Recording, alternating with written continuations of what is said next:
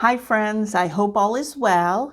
In my last video, I made painted papers using absorbent ground. I'll be using some of those papers along with other types of papers to create collages in this video. You're watching me paint gestural marks using light blue paint, so I'm not starting with a blank piece of white paper. I've said in other videos that I want to leave some of the white paper showing in some of my collages as negative space, but I feel it's more of my style not to have too much of it showing. To me, it's a more interesting design to have a combination of white paper and some paint or paper on the ground layer.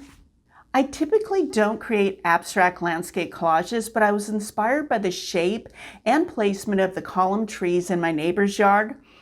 I'll add a photo of similar trees in the upper left area. I didn't want to post a photo of my neighbor's yard for privacy reasons. Grouping tall, column-shaped trees is a perfect fit for vertical composition. These trees will be the focal point, but I'll add other elements so the collage is balanced and cohesive. You can see how much variation of color is in these trees cut from absorbent ground paper. This adds depth to the trees.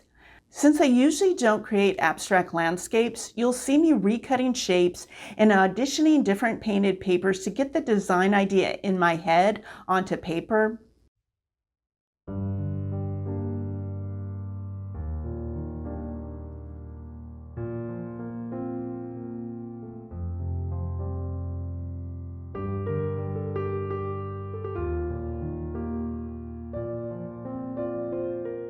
I didn't want all three of the trees to be placed the same. I think it's more visually pleasing if at least one is at a different level.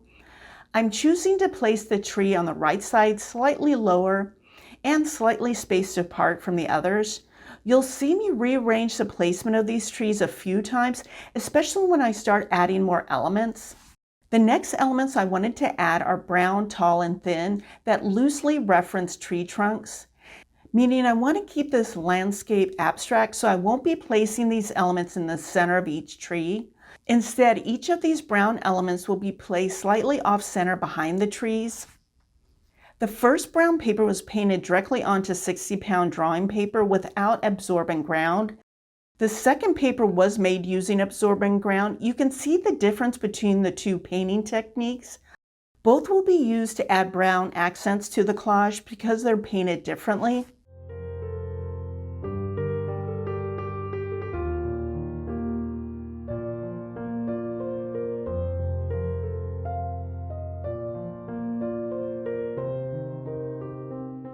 I thought having only 3 of these brown accents would be too balanced since there are 3 trees. Adding one more is a better design. If you haven't watched my videos before, you probably don't know my design aesthetic. I prefer when the design is off-center or uneven. It's more visually pleasing to me. Once I get the placement of the brown elements, then I'll glue them. I'm holding off on gluing the trees because I want to add one more element behind them, and I wasn't sure of the placement.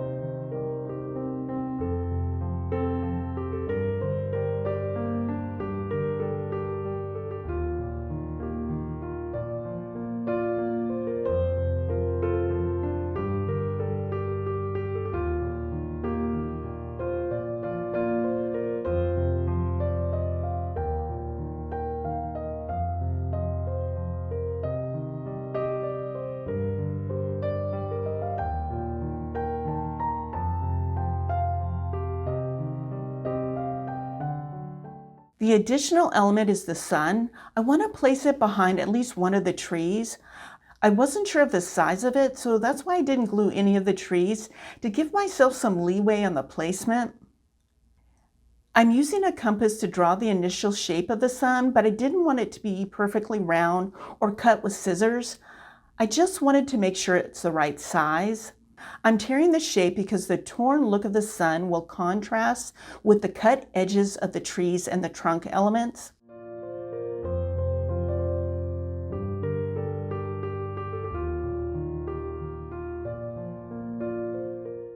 The sun looked a bit plain, so I'm adding a smaller orange element to be placed on top of it. As you will see, I didn't glue it down right away because I wasn't sure it was needed or if the color was right.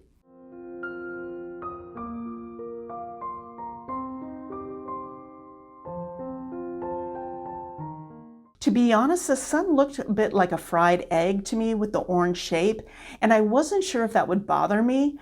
I glued the other two trees down first while I decided what to do with the sun.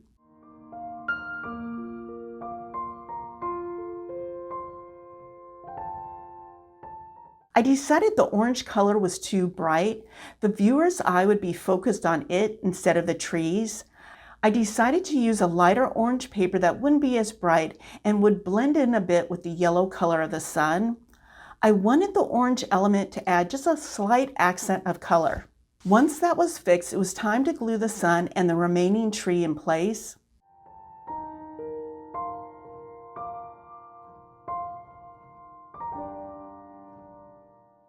Next, I wanted to add some additional accents. I started by adding a similar shape to the trees, but smaller and lighter green. This light green paper has many layers of acrylic paint on top of the absorbent ground layer. I found while continuing to create these types of painted papers that ones with many layers of paints were more interesting to use in my art practice than ones that had only one color, like the yellow paper used for the sun or the brown paper for the tree trunks. You'll see me choosing different sections of the paper so some of the elements are lighter while others are darker.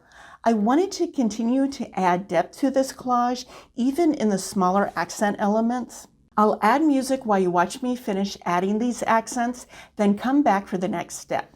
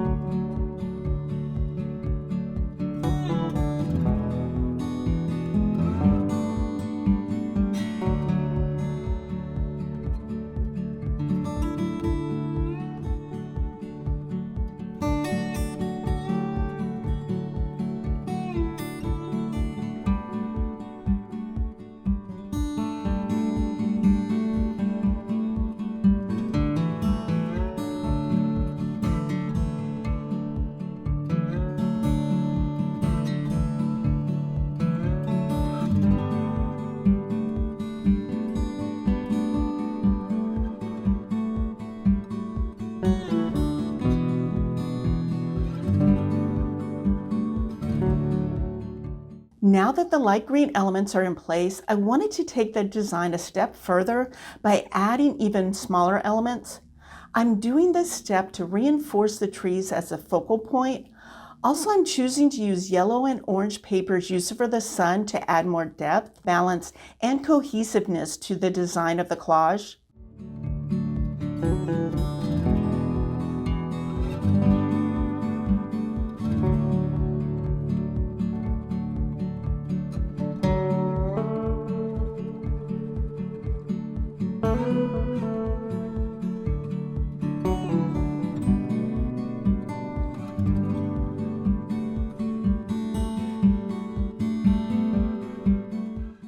I'm popping back in for a minute to talk briefly about the light orange elements. You can see the 3 light orange dots in the lower left area. I wasn't sure if I wanted to add 2 different shapes of this color. I thought it might add an interesting detail, but then I decided it didn't make sense to add perfectly round dots to the design, so I removed them.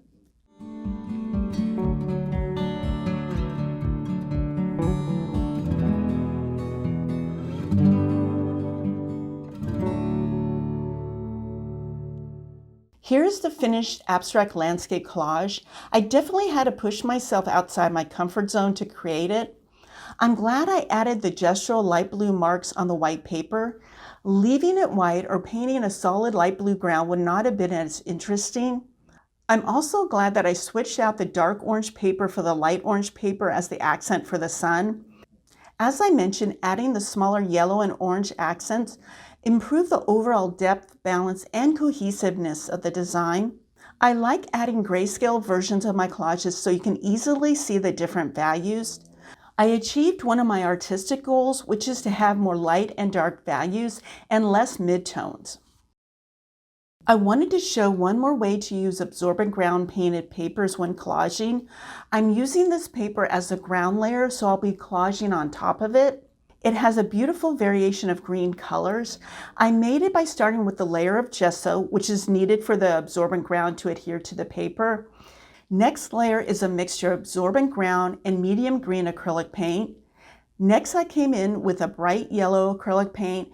Then the last layer is dark teal green acrylic paint. This paper will be a good ground layer for a cruciform composition, which is one of my favorites. The dark section in the middle of the paper is what drew me to use it. Also, I want to leave some of it showing within the cruciform shape. I didn't have a plan going into this collaging session. I did know that I wanted the color palette to lean towards brighter colors since the ground layer is mostly dark.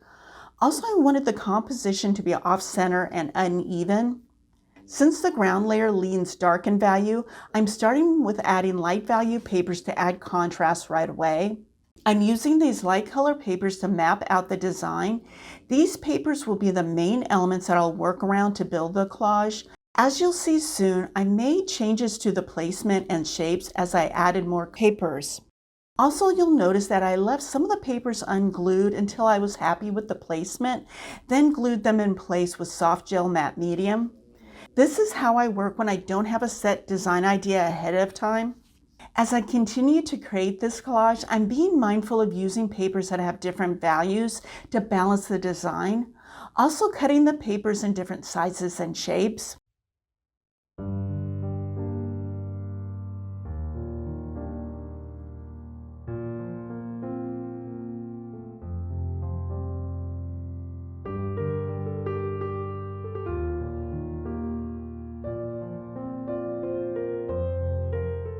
I wanted to include accents of dark values, even though the ground layer is a dark value. I'm doing this to balance the design. I chose to use black as the other dark value because it's the darkest color, so it'll be visible when it's glued to the ground layer. I'll only be using it as an accent element.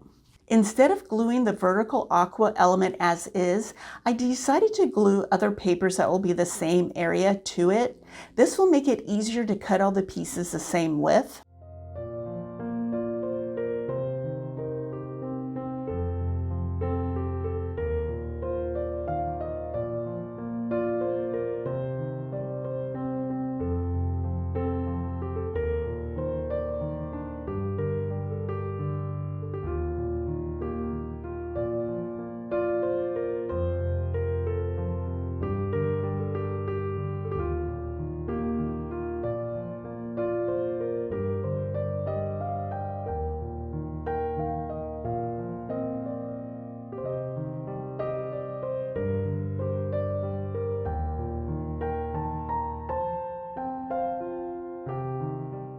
The placement of the long, thin black element was intentional because I wanted some of the ground layers showing through it in that area below it.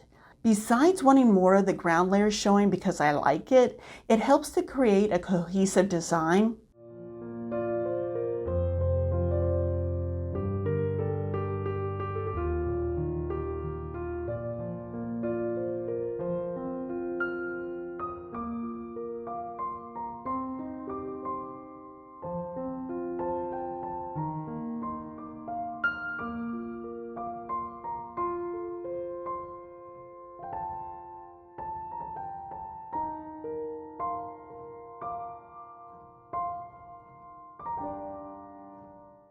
Once I had elements in 6 different papers, I decided not to add any new papers because I didn't want the design to be too busy.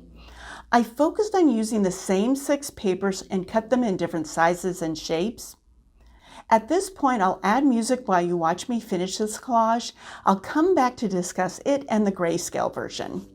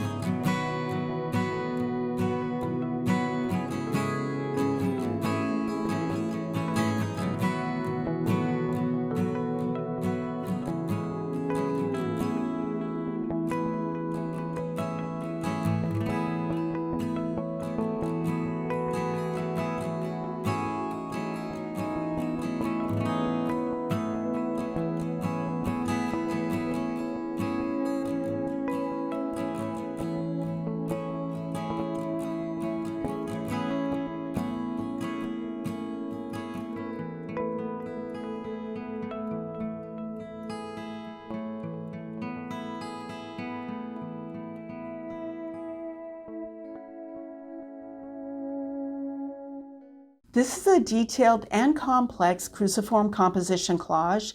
I can see where I could have pushed it a bit by adding more accents, but I'm going to leave it as is. There's enough variation of colors used and different sizes and shapes of elements. Here's the grayscale version that leans dark in value. I encourage you to try different types of art styles. I may not make another abstract landscape collage anytime soon, but I'm glad I did in this video. Also, I'm happy with the way it turned out. On the flip side, the cruciform composition is my favorite, but I may be overusing it in my collage practice. I may need to move on from it for a while and start incorporating different compositions to keep my practice evolving. I hope you enjoyed this video. Thanks for watching. Take care.